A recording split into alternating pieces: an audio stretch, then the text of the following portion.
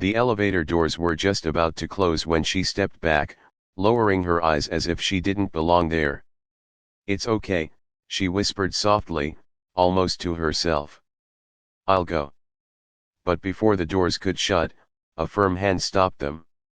A voice, calm, deep, and unexpected, cut through the silence. "No," the man said. "It's not okay." In that moment, something shifted. Not just in that elevator, but in the lives of everyone who would hear this story. Before we continue, take a second to support the channel. If stories like this touch your heart, don't forget to like, subscribe, and share your thoughts in the comments. Welcome to Corner of Kind Choices, where every story reminds us how powerful simple kindness can be. The story begins on a cold Monday morning in downtown Chicago. The kind of morning where the wind cuts through your coat, and everyone seems too busy to notice anything but their own rush. Emily Carter stood outside a towering glass building, clutching a worn folder against her chest. Her hands were trembling not just from the cold, but from nerves. This interview mattered more than anything. It wasn't just about a job, it was about keeping her apartment, about paying her younger brother's school fees, about surviving. She stepped inside, instantly feeling out of place.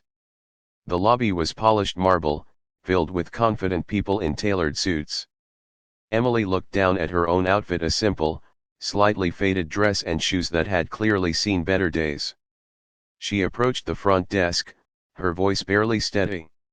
"Hi, I'm here for an interview." "Emily Carter." The receptionist gave her a quick glance, her smile polite but distant. "Take the elevator to the 25th floor." Emily nodded and walked toward the elevators, feeling every pair of eyes on her even though no one was really looking. When the elevator doors opened, she stepped in quietly, squeezing into a corner. Around her stood a group of executives, their conversations filled with words she didn't quite understand. She kept her gaze low, clutching her folder tighter. Just as the doors were about to close, she noticed a man approaching. He wasn't rushing like the others. He walked calmly, confidently, as if time itself waited for him. The others in the elevator shifted slightly, making space. Emily instinctively stepped back, almost out of the elevator. "It's okay," she whispered, her voice barely audible. "I'll go." But the man reached out and pressed the button to hold the door open. "No," he said gently, looking directly at her. "It's not okay. You were here first. Please, stay." Emily froze for a second, surprised.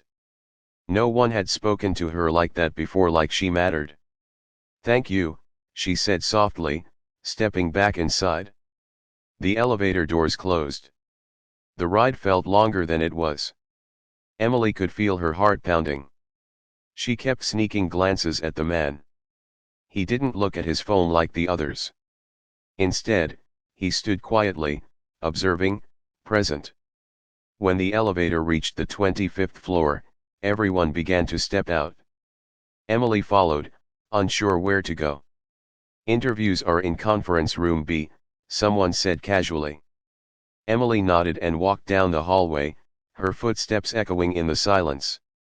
She sat outside the room, waiting. Minutes felt like hours. Finally, her name was called. She took a deep breath and walked in.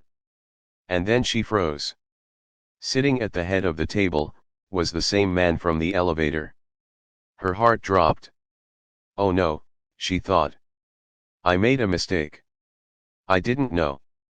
I should have said something different. I probably embarrassed myself." The man smiled warmly. "Emily Carter, right?" She nodded, her voice caught somewhere between fear and disbelief. "Please, have a seat," he said. She sat down carefully, still processing everything. "I'm Daniel Harper," he continued. "CEO of the company." Emily's mind went blank. The CEO? The man she almost gave up her place for, the man who stopped her, was the CEO. I'm sorry," she stammered. I didn't realize. He raised his hand gently, stopping her. You don't need to apologize, he said. In fact, what you did in the elevator, that told me more about you than any resume ever could. Emily blinked, confused. You were willing to step aside, he continued. Not because you were weak, but because you were considerate. That matters. The interview began, but it didn't feel like a typical interview. Daniel didn't just ask about her qualifications. He asked about her life. Emily hesitated at first, but something about his tone made her open up. She told him about her parents passing away when she was young. About working 2 part-time jobs while finishing school. About raising her younger brother, Jake. She spoke honestly, without trying to impress. And for the first time in a long time, someone really listened. When the interview ended, Emily stood up, unsure of how she had done. Thank you for your time, she said quietly. Daniel smiled. Thank you for your honesty. She walked out, her heart heavy with uncertainty. Days passed. Emily tried not to think about it too much. She continued her routine, working long hours, skipping meals to save money, pretending everything was okay for her brother. Then one afternoon, her phone rang. Unknown number. Hello.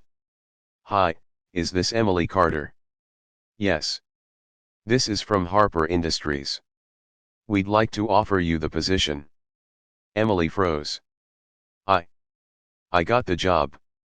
Yes, the voice said warmly. Mr. Harper was very impressed with you. Tears filled her eyes. Thank you, she whispered. Her life changed after that. The job wasn't just a paycheck, it was stability. It was hope. It was a chance to breathe again. But what surprised her the most wasn't the job itself. It was Daniel. Despite being the CEO, he remembered her name. He greeted her in the hallways. He treated everyone from interns to janitors with the same respect. One day, Emily finally gathered the courage to ask him something that had been on her mind. Why did you stop me in the elevator that day? She asked. Daniel smiled, leaning back in his chair. Because I been you, he said simply. Emily looked at him, surprised. Years ago, he continued, I was the one standing in the corner, feeling like I didn't belong. Someone showed me kindness when I needed it most. It changed everything. He paused, then added, kindness isn't about big gestures. It's about small moments. Moments where you choose to see someone, to value them. Emily felt something shift inside her. From that day on, she carried that lesson with her. She started noticing people more: the tired cashier, the quiet co-worker, the delivery driver standing in the rain. And she chose kindness. Not because it was easy, but because she knew how much it mattered. Years later, Emily stood in a different place, strong, confident, successful. But she never forgot that moment in the elevator.